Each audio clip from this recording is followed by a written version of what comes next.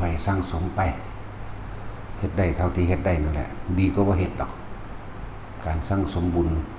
ก็คือการให้ทานมั่งสวดมนต์ภาวนาเป็นบางครั้งบางคราวมั่ง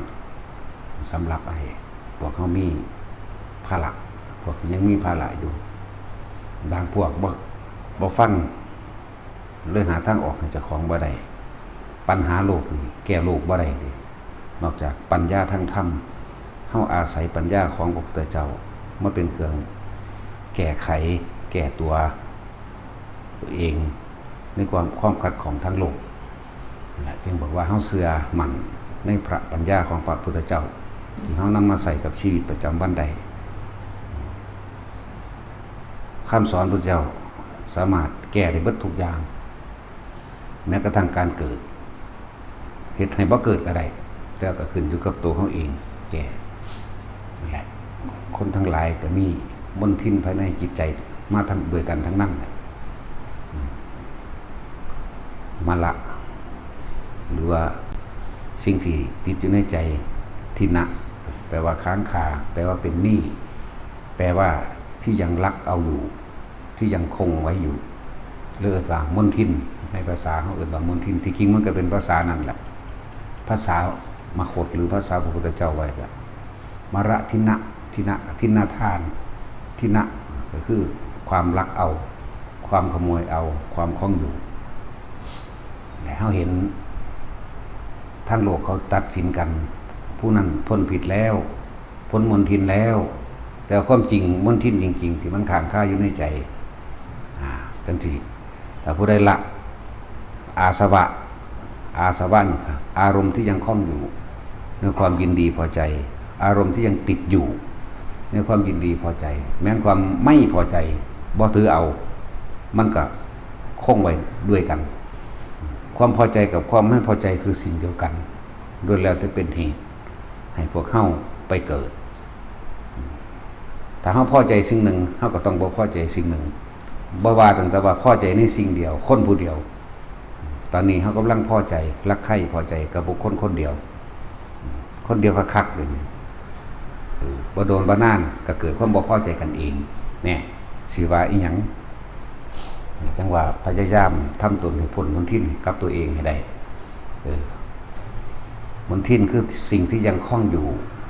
มันแอบอยู่ในใจคำว่ามลทินแต่ผู้ใด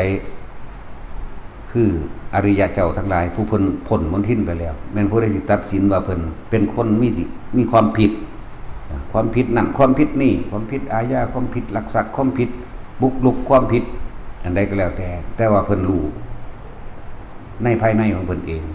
ว่าจิตใจของเพิ่นบ่ของค่าสิ่งใดเลยแม้นโลกที่ตัดสินว่าเป็นผู้มีมลทินแต่ว่าตัวเพิ่นเองเพิ่นรู้ว่าเพิ่นบ่มีมลทินเพิ่นละกิเลสอาสวะออกสิ้นแล้วบ่มีหยังแอบแฝงอยู่ในใจใดบ่มีหยังเคลือบแฝงส่วนคนทั้งโลกสิบางคนสรรเสริญเพิ่นก็บ่มีมลทินคือบ่ยินดีพอใจในคำสรรเสริญคนด่าเพิ่นก็บ่พอใจยินดีพอใจในสิเอาคำด่ามา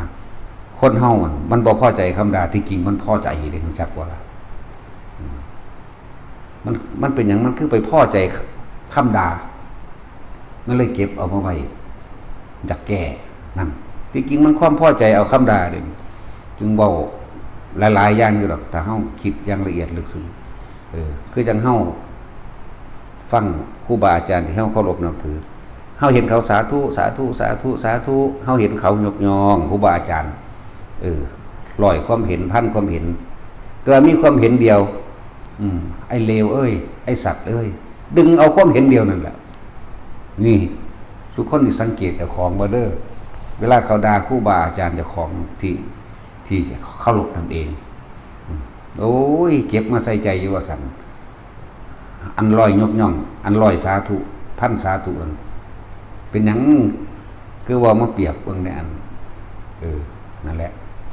อันด่าอันเดียวนี่ที่มาข้างค่าเฮ็ดให้จิตใจของมีมลทินเข้าใจว่าล่ะนี่แหละคำว่ามลทินมะละมันก็มะก็มาจากคำว่ามโนหรือใจนั่นแหละละก็คือพวกนันทิทั้งหลายนั่นแหละจังว่าถ้าเข้าใจละเอียดลึกซึ้งเข้าบ้านในตัวเอง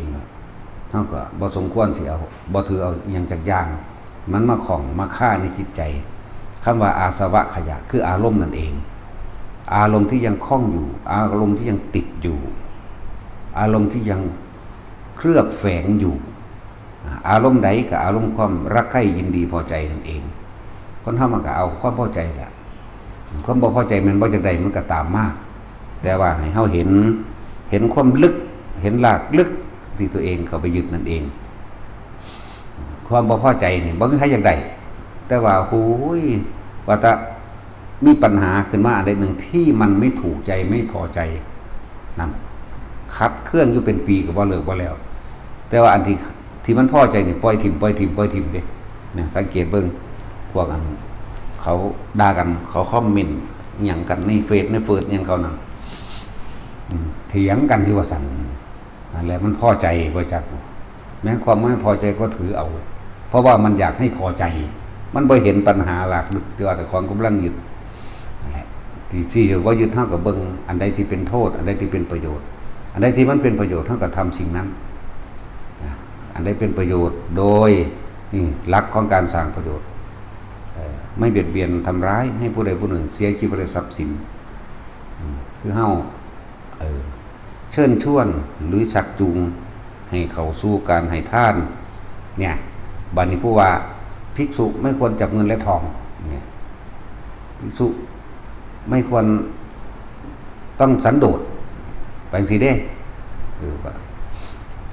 แต่ว่าเฮาก็บ่ได้ไปสนใจดึงเขามากเขาจะบ่คำเล็กๆน้อยๆที่เขากล่าวหาต่างๆหรือว่าพระอรหันต์ไม่ร้องไห้เนาะมันเป็นยังที่เกิดขึ้นนานๆที่มีอยู่ที่หนึ่ง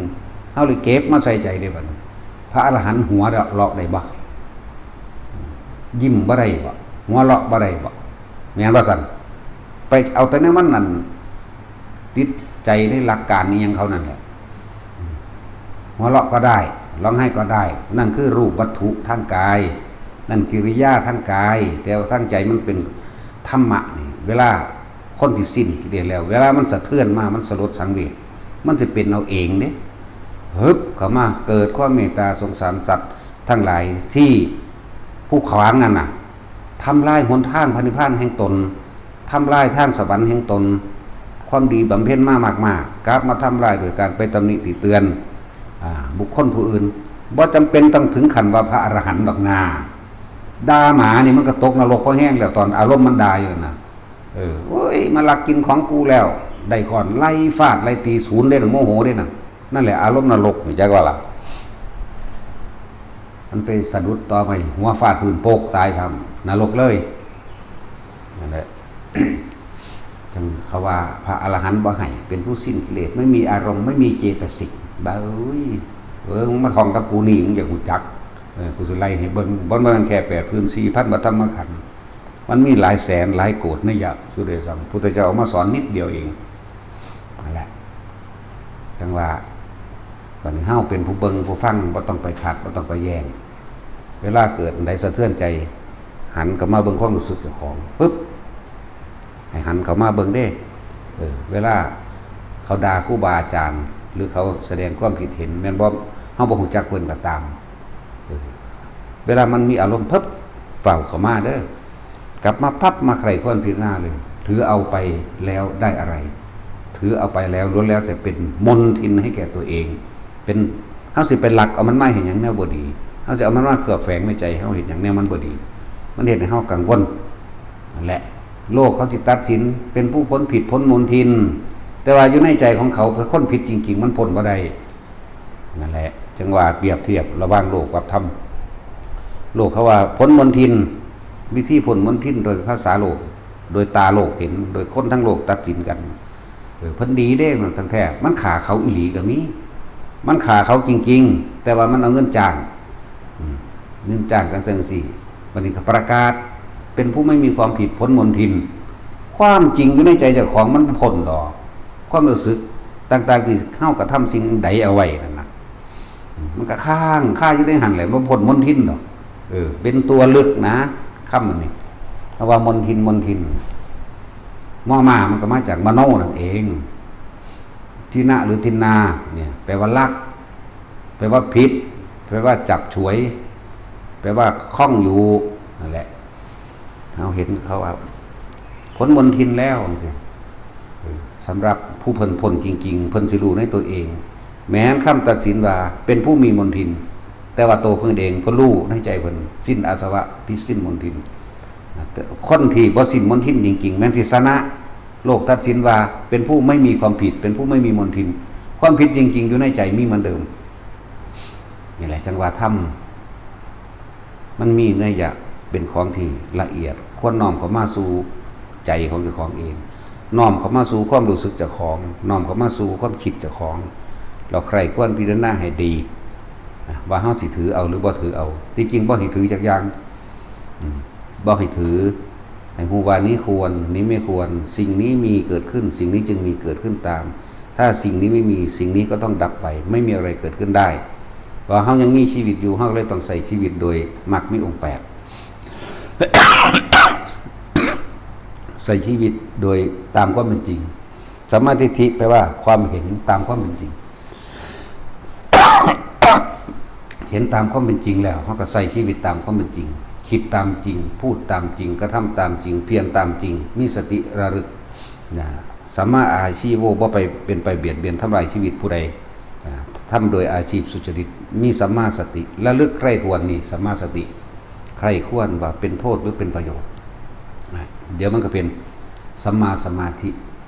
คำว่าสมาธิบ่แม่นแค่ว่าการนั่งจิตตั้งมั่นในความดีในการทำงานความดีรักษากุศลธรรมรักษาใจของเจ้าของที่มันเป็นความจริงไปโดยธรรมจังสินี่เป็นสัมมาสมาธิในพุทธศาสนาจักว่าอันนั้นเป็นส่วนแยกย่อยเป็นส่วนเฉพาะตนเวลาเราเป็นนั่งหลับตานั่งภาวนารู้อานาปานสติหรืออันใดอันหนึ่งในธรรมนั้นเป็นตัวย่นเข้ามาแล้วแต่สัมมาสมาธิสัมมาสติสัมมาสมาธิตัวนี้เป็นตัวกว้างกว้างกว้างครอบคลุมทั้งหมดครอบคลุมสมาธิบ่แม่นแต่เฮาสิไปเดินจงกรมบ่แม่นแต่เฮาสิไปนั่งหลับตาหรือภาวนาบริกรรมอันใดอันหนึ่งจิตใดที่ตั้งมั่นเอาไว้แล้วในกุศลธรรมทั้งหลายเป็นผู้สังสมสิ่งที่เป็นกุศลสัพพะปะปะนันจิตตรงนั้นน่ะสลัดออกแล้วซึ่งอกุศลทั้งหลายสัพพะปะปะสะกุลสูปสัมปทานี่สัจจิตะปริโยทปนังนี่ทำจิตให้ขาวรอบไม่มีมลทินนี่คือคำสั่งสอนของพระผู้มีพระภาคเจ้าทุกพระองค์นะและบ่แม่นแต่ว่าต้องจิตใจเฮาบ่เคยคิดเบียดเบียนไผนั่นแหละสมาธินั่นแหละการปฏิบัติธรรมนั่นแหละผลมลทินจักว่าที่หลวงพ่อเว้าเรื่อยๆนั่นการที่มีจิตหรือความคิดนี่ไม่เคยคิดนี่ทำลายเบียดเบียนให้ผู้ใดผู้หนึ่งเสียชีวิตศีลตลอดทั้งคนและสัตว์แต่ว่าส่วนฆราวาสทั้งหลายทั้งมีการทำมาหากินอย่าเบียดเบียนทำลายมนุษย์ด้วยกันมันเสมอกัน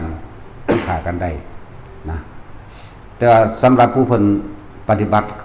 เข้าสู่เขตปรมัตถ์หรือว่าสูงสุดแล้วจะเอานิพพานให้ได้ไม่มีความคิดเบียดเบียนทำลายให้ผู้ใดผู้หนึ่งเสียชีวิตและทรัพย์สินตลอดทั้งมนุษย์และอมนุษย์มันร่วมใหญ่ได้บัดนี้อมนุษย์บ่ว่าสิเป็นนุ่งเป็นงูหมูเห็ดเป็ดไก่รวมแม้กระทั่งพวกสัมภเวสีพวกผีพวกเปรตในโลกวิญญาณเด้นั่นแหละมนุษย์คือพวกเขาเจ้าสิพยายามที่ทำตัวเองให้ถึงที่สุดบ่เบียดเบียนคำว่าสรรพสัตว์ทั้งหลายนี่พวกเฮาบ่เข้าใจเฮาก็คิดว่าแต่เฮาเป็นคนเป็นมนุษย์เป็นผู้ประเสริฐพุทธเจ้าเว้าร่วมเด้อสัตว์ทั้งหลายสัตตานังแปลว่าผู้ยังคล้องอยู่ในมลทินทั้งหลายคล้องอยู่ในกิเลสกองการกิเลส 1,500 กองการตัณหา108เนี่ยและอาสวะยังคงอยู่พุทธเจ้าเพิ่นเลยเอิ้นร่วมสัตว์ทั้งหลายที่บ่เป็นสัตว์ใดมีประเภทเดียวคืออรหันตเจ้าบ่มีเครื่องของบ่มีเครื่องฆ่าบ่มีมลทินบ่มีอาสวะนะบ่มีอิหยังเข้าไปที่ทำให้สะเทือนใจตรงนั้นใดดอกเพิ่นเบิดจิตเบิดเจตนาเบิดความอยากได้อยากดีอยากมีอยากเป็นนั่นแหละ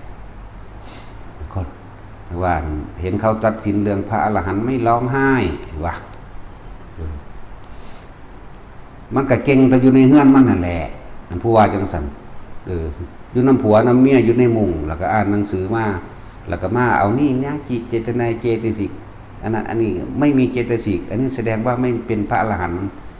เลี้ยงลูกเลี้ยงผัวอยู่ยักษ์เอะสอนก็สอนไปตัวเองตัวเองธรรมะให้กินกับธรรมะเห็น YouTube เรื่องของธรรมะบ่แม่นเอาตัวที่เจ้าของไปเรียนมาทำลายเจ้าของบ่ได้ทำลายเพิ่นได้นะเดี๋ยวตนมีความรู้แล้วควรนำมาใส่ประโยชน์ต่อตนเองและผู้อื่นบ่แม่นควรมาทำโทษบ่สิยกตนว่าเจ้าของรู้เด้น่ะยิ่งยกยิ่งหนักยิ่งต่ำตมเด้พวกนี้มันแม่นของง่ายๆเด้เจ้าของบ่เคยออกไปฝึกหัดปฏิบัติเพียรพยายามในป่าอดเข่าทีละ10มื้อ20มื้อคือเพิ่นเนี่ยมีอยู่บ่มีอ้วนใหญ่คักปานนั้นมีทางพระมหาก็คือกันลดมานะทิฏฐิลงมาความรู้ทั้งเบิดนั้นเป็นความรู้จริงของพระอริยสาวกเพิ่นจดจารึกบันทึกเอาไว้เพื่อให้เป็นแนวทางพวกเฮาผู้เดินตามซื่อๆเด้บ่แม่นว่าเพื่อเอามาตัดสินผู้อื่นผิดหรือถูกเด้บ่แม่นเลยบ่เกี่ยวกันเลยตรงนั้นนั่นแหละเฮาก็เรียนมาคือกันนั่นแหละรอนแหลกเบิดในคัมภีร์ในพุทธศาสนานี่แม้กระทั่งตั้งศาสนาเฮาก็รอนแหลกเบิดแต่ว่าเฮาก็มาเปรียบมาเทียบเรียบร้อยแล้วกิเลสจริงๆอยู่ในใจเฮาพิบาทนี่กุศลก็อยู่ในใจเฮาอกุศลก็อยู่ในใจเฮาพี่เด้อยู่ในความรู้สึกนึกคิดของเราบ่ได้อยู่ในตำราแต่เฮาก็อาศัยตำราและอาจารย์เป็นผู้บอกทาง